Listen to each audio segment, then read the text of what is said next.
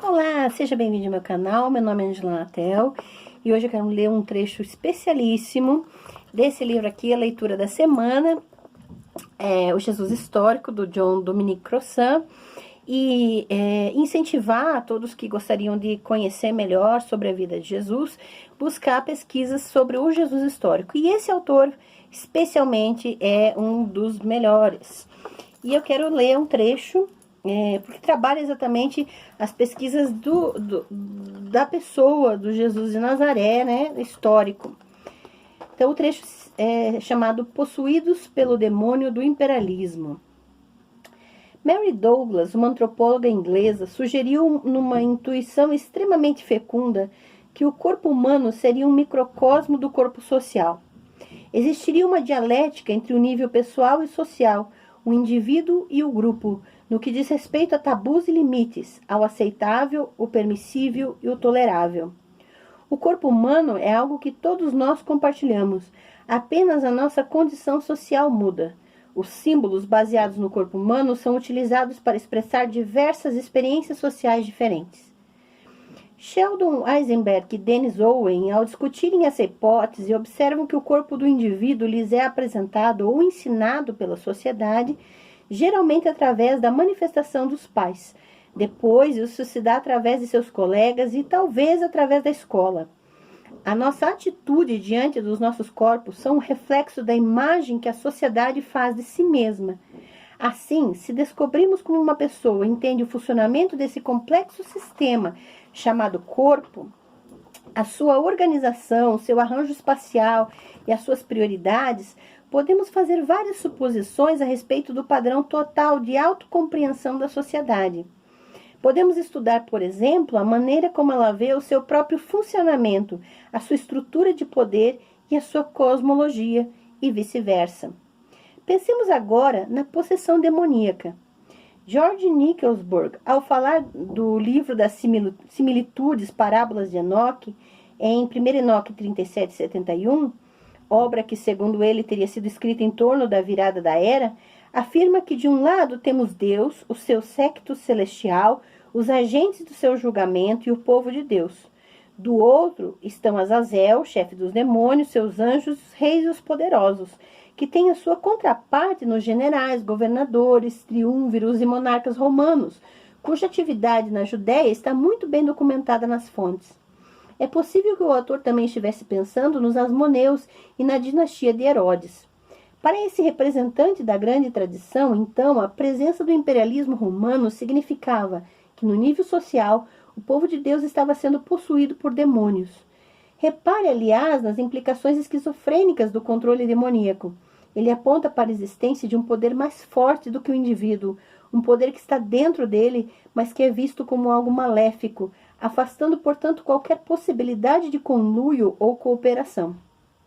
No entanto, em algum nível, ele deve despertar algum tipo de inveja, ou pelo menos o desejo de obter o seu poder para poder destruí-lo. Como a pequena tradição encarava isso?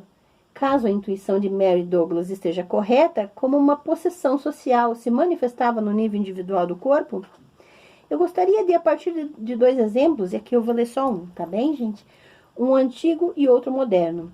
O exemplo antigo é 228, o endemoniado Gerazeno, mas é preciso empregá-lo com algumas reservas. Trata-se de um complexo do segundo extrato que apresenta um único testemunho. Ele está sendo utilizado aqui apenas para fornecer um pano de fundo geral e não como objeto de estudo específico. Não estou procurando fazer nenhuma afirmação a respeito de Jesus histórico. Fique aqui atento a isso. Então o texto diz assim: chegaram ao outro lado do mar, a região dos Gerazenos. Quando ele desceu do barco, um homem possuído de um espírito impuro saiu do meio das tumbas e veio ao seu encontro. Ele habitava em meio aos túmulos e ninguém conseguia dominá-lo, nem mesmo com uma corrente. Tinham-no prendido várias vezes com grilhões e correntes, mas ele estraçalhava as correntes e arrebentava os grilhões. Ninguém tinha força para subjugá-lo. Dia e noite ele perambulava pelas tumbas e pelas montanhas, gritando sem parar e ferindo-se com pedras. Ao ver Jesus de longe, correu em sua direção e o adorou, clamando numa voz muito alta: Que existe entre mim e ti, Jesus, Filho do Deus Altíssimo? conjuro-te por Deus que não me atormentes. Pois Jesus tinha lhes dito, sai deste homem, espírito imundo. E Jesus perguntou-lhe, qual é o teu nome? Ele respondeu, meu nome é Legião, porque somos muitos. E rogou-lhe que não os mandasse para fora da região. Ora, uma grande manada de porcos estava pastando no morro ali perto. Pediram então, manda-nos para os porcos, deixa que entremos neles. Ele permitiu. Os espíritos impuros saíram e entraram nos porcos e a manada, cerca de 2.000, desceu correndo ao barranco, lançou-se no mar e se afogou. Os que tomavam conta deles fugiram e contaram o ocorrido na cidade e nos campos. As pessoas foram ver o que tinha acontecido. Foram até Jesus e viram um endemoniado sentado, vestido em seu perfeito juízo, o homem que abrigava a legião. E ficaram com medo. Aqueles que tinham visto tudo contaram o que acontecera com o endemoniado e os porcos. Começaram então a implorar a Jesus que partisse de seu território. Marcos 5, de 1 a 17. Trata-se, é claro, da cura de um indivíduo, mas é difícil não perceber ou simplesmente ignorar o simbolismo embutido na narrativa. O demônio é ao mesmo tempo um e muitos, e seu nome é Legião, um instrumento e símbolo do poder romano. Ele fica confinado nos corpos de uma manada de porcos e finalmente é lançado ao mar. Em outras palavras, o relato é um resumo do sonho de todo revolucionário judeu. Além disso, não há como saber se o povo pede que o exorcista vá embora porque o endemoniado curado não vale uma manada de porcos ou porque todos percebiam claramente as implicações políticas desse ato. A existência de uma dialética política entre o indivíduo possuído e a sociedade em o endemoniado Gerazeno, ou seja, entre o microcosmo e o macrocosmo demoníaco, é confirmada pelo meu segundo exemplo, dessa vez retirado de um caso moderno. Segundo Barry Reynolds, nas tribos Lunda, no vale dos Barotse, que habitavam a região conhecida na época da Rodésia do Norte, havia uma enfermidade tradicional chamada Mahamba, que era causada por uma possessão pelos espíritos ancestrais. Mais tarde, no entanto, acabou se desenvolvendo uma versão moderna dessa doença, chamada Bindele.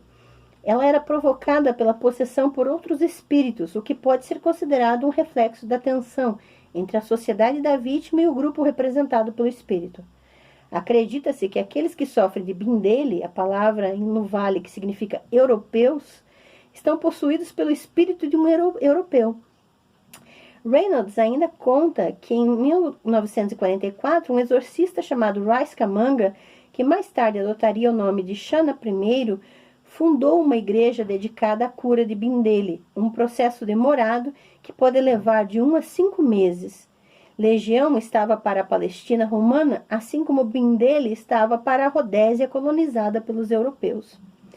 Jung Lewis chamou atenção para a conexão existente entre a possessão e a opressão, quer esta tome a forma de sujeição sexual e familiar das mulheres aos homens ou da racial e imperial de um povo a outro.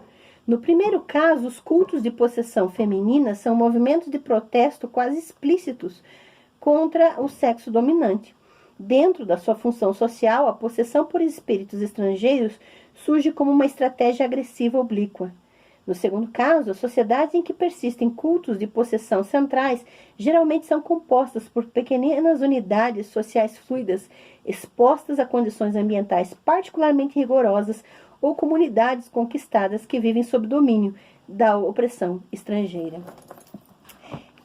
O trecho é muito, muito profundo e ele ainda vai cada vez mais trazendo fontes e ferramentas de análise. E aqui nesse material, esse trecho especificamente, eu quero chamar a atenção para uma reflexão. Essa leitura da semana eu gostaria de trazer um chamado à reflexão do quanto o texto, por exemplo, do Gerazeno, ou Gerazeno, como você quer chamar, que vem de Gerasa, né? De Decápolis, na Palestina, da época de Jesus, o quanto a história desse rapaz que é descrito como endemoniado tem suas implicações políticas quanto à relação do colonizador, do império que estava oprimindo a Palestina na época, que no caso eram os romanos. E é muito interessante quando nós pensamos no que os textos sagrados afirmam de pecado e no que hoje muitas linhas teológicas afirmam como pecado, que é muito diferente. Por exemplo, o quanto nos textos sagrados o pecado ele é muito mais uma corrupção social, algo que está socialmente corrompendo ou, de certa forma, influenciando, né, a comunidade, e o quanto as teologias, a teologia moderna e as linhas teológicas, as doutrinas de denominações, elas batem na questão do individualismo, do pecado individual, da confissão individual, como se nossa responsabilidade fosse somente sobre nós mesmos. E esse individualismo é algo pós-moderno, algo moderno, e não estava na mentalidade daqueles que escreveram os textos, que são considerados sagrados hoje em dia. Então a gente precisa analisar esses textos antigos com a mentalidade da época, uma mentalidade social, uma mentalidade comunitária, e até mesmo com a possessão demoníaca que aparentemente para nós, a nossa mentalidade é algo individual, ele precisa ser analisado nas suas implicações sociopolíticas da época. Então veja o quanto o fato de um suposto espírito demoníaco se autodenominar politicamente como legião, um nome que faz referência direta ao opressor daquele povo.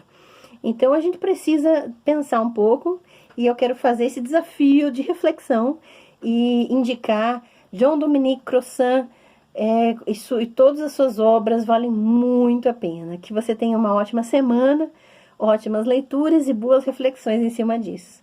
Até mais, pessoal!